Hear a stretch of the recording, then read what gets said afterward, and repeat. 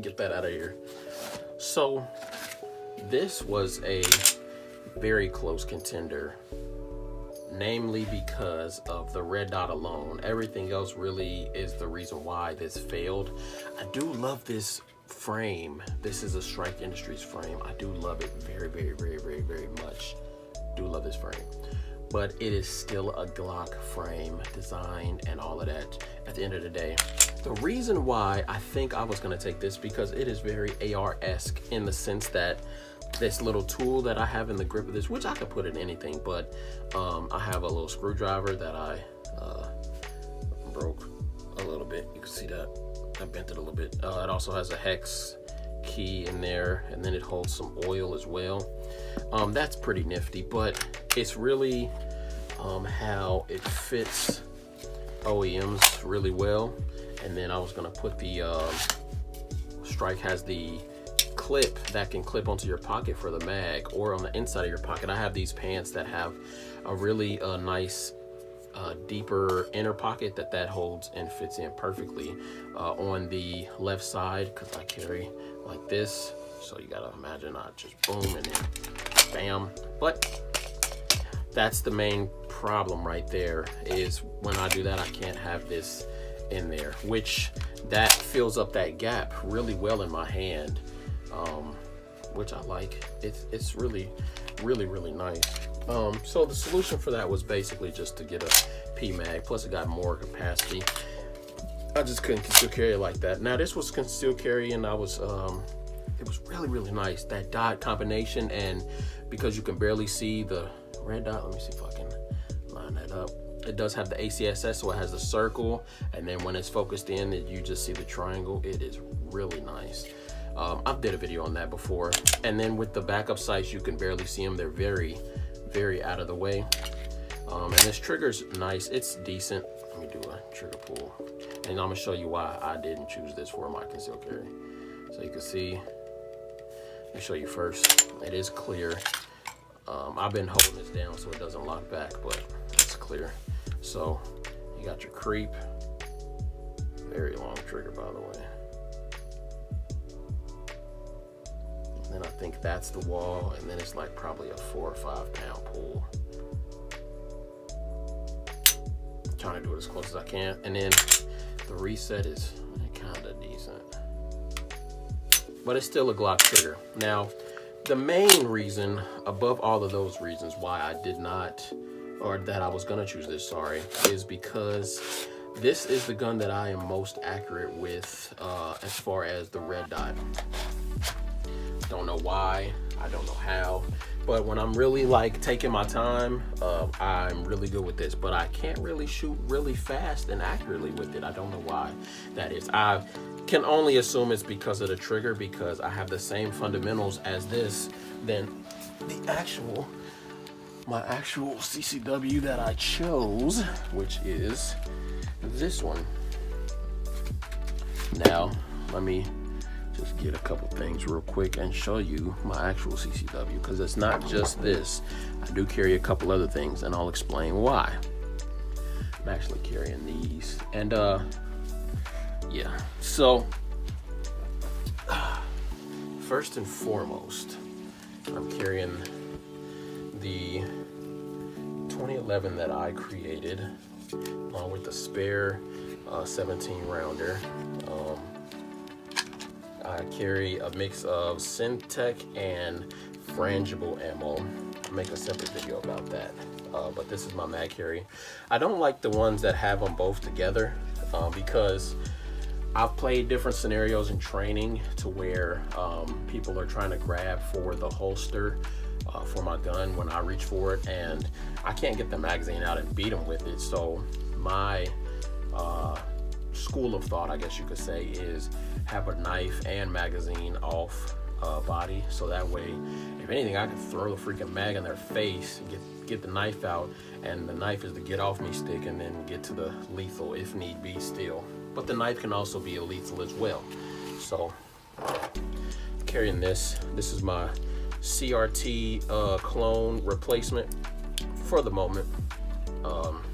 Later video on that when I talk about my full EDC But this is just my CCW setup currently. I do have a separate light. Sorry, I don't know how. This is the TLR1 ProTac 90. Now I like this because it got the regular, and then if I double tap it, just like anything else, it'll still strobe. And best part about this is it takes not only the regular CR23 or the really small ones, but it takes AA batteries as well. And I got the rechargeable in there, and it's been working fine. I like it if I'm like parked in the dark or something. I carry this because I can clip it on my shirt and just turn it on, and it'll still like be hanging on my shirt, and I'll still be able to see and still be able to use my hands, and I won't have to, you know, use one hand for a light and one hand for whatever. But let's get to what you guys wanted to see. I've probably showed this before, but the proof is in the pudding. So this was my first time shooting all three of these, and I'll just show you. And I believe they were actually currently in their configurations. The only thing that changed about this is the 508T. I put a comp on there, and I'm still trying to fix that. I'm still trying to zero that in, but I don't shoot that as often as I used to. And then the ACSS, I've sighted that in since this, but I still was able to get, my goal was to get in that square right there, basically. And I think I shot like 5 or 6, and I considered that like a decent zero. And the 508, I never got fully zeroed, as you can see. But the EPS carry took me 2 shots, and it was a freaking bullseye. And it has been very repeatable, and it is very easy for me to shoot this thingy thing. Now, let me show you why. And I'm gonna show you this while telling you, yes, this is my CCW, so yes, this is loaded. Always loaded and keep it loaded. Like I said, I'm carrying a combination of the Synthtech red with the frangible ammo, frangible 9mm. Doesn't really matter what type, I don't think, but in case you care about that stuff, I might leave it in the comments below. Let me know if you care about it. I'll put it in the comments. But anyways, I got a couple Ranger bands on here for comfortability, but the reason why I decided to go with this over my 26, which was my other one that I was CCWing instead of the Glock 19 size, which I was considering CCWing. This conceals real well in the winter, but you can just see the form factor and the size on that thing. This is way smaller, and if you go back on my channel and watch the slow-mo, this recoils way worse, and for the trigger and everything, just the combination. I could put a red dot on it, but that won't fix the problem. Yes, it is okay. I do have decent fundamentals, so I'm able to shoot it pretty nice. The yellow dot does pop out pretty well on there, but like I said, the summer season's over, so I can carry more. I'm gonna have on jackets and coats and all of that stuff in the snow, so I figure I could carry something bigger now, which is what I plan on doing. So that's what I'm gonna do. Now I have this is the Filster Floodlight Universal TLR1 holster. So I can, in theory, put this on a Glock 19, a Glock 17, whatever can fit. Basically a TLR1 will fit in this holster, but I would caution, some comps don't work with it, but I would say call them and see, because they will probably know. If not, I don't know, I can't reach across the screen and grab your gun and see if it fits, but it fits mine perfectly. I did have to fit it, but it does fit fine. Decent retention. I don't want it to lock because that kind of defeats the purpose, but I did want my buckles to lock. So holster's nice. This is nice. This is pretty, you know, self-explanatory, but why did I choose this CCW over anything else? For one, the comfortability. This has a decent texture to the 26, as you can see. stippling on that is decent. We'll change the, maybe you can see it a little better. Stippling on that is pretty decent. And this is very similar stippling on that as well. I wanted something a little heavier to help absorb the recoil. One thing about all polymer pistols for me, that includes the PDP as well as the Echelon. The polymer doesn't really help absorb a lot of the recoil for me, at least, and I can feel it. It actually kind of leaves my hands hurting a little bit if I shoot it a whole bunch. I don't know if that's because I'm squeezing it too hard. Maybe I should let it bounce a little bit more. I don't know.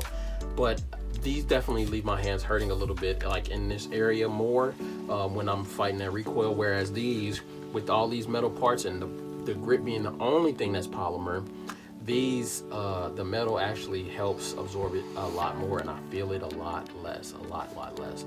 I do have this all the way tricked out, as you can see, but I don't use that as a crutch. I really got this system because of the trigger. Now, you've seen the Glock trigger. Now, let me show you this. Let me show you just, this is why 1911s are so pricey, and this is why people can charge as much as they want for them. Now, look, this is all the take up I have. From here, I'm gonna go as slow as I can. From there to there. And then from there, I hit the wall, and it's about a 3-pound break. And then I'm trying to do it as slow as I can. And then the reset from there, it's nothing. So I am able to shoot a lot faster, but not only that, I'm able to shoot a lot more accurate. What DJ Khaled say? We accurate. More accurate with this. It does have the same standard 3 hollow sun red dot options. It has the dot, the circle, and the circle dot. I like the circle. My friends seem to like the dot. Whatever you choose, they all have the same 0, so it's not really gonna matter. I do like the fact that my green dot, my front sight, and the red dot have a built-in rear, so I can still have my irons if I need them. But when I don't, they're kind of out the way because my red dot sits a lot higher. So I like that. And I like that this has a thumb lever that I can rest my thumb on when I'm shooting to help push down the recoil and offset some of that felt recoil when I'm shooting. Now, does that help me? Yes. If Glock had one, would I like it? No. I'm sorry. Like I said, I think it's just the sponginess of the polymer. I don't really know how to explain it, but for me, that's just how I feel. Some people would die by the 1911s. And for those people, I will ask, have you shot a custom Glock 1911? Have you shot a Glock? Have you shot at Chambers Customs? Have you shot a Staccato? Because I have. I felt the difference.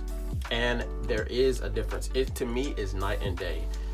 Feeling that difference actually is what inspired me to make this for myself. This isn't like no manufactured off the assembly line. No, this is, I built this specifically for me to carry, for my specifications, for my fingers, for my hands, for my thumb, and I molded it and shaped it to myself. That's why this is my favorite concealed carry at the moment. I got light when I need it, got a red dot when I need it, got irons when I need it, got a lever to help me mitigate recoil, got an extra Ranger bands for comfort, and I got the holster to fit it in.